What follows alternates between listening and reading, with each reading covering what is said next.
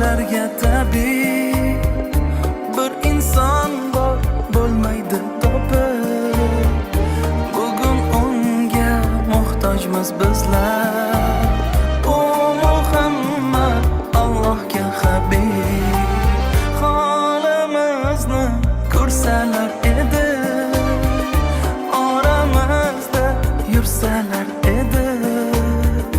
Chora topilar har dardga shaksiz, Rasululloh bo'lsalar edi, holimizni ko'rsalar edi, oramizda yursalar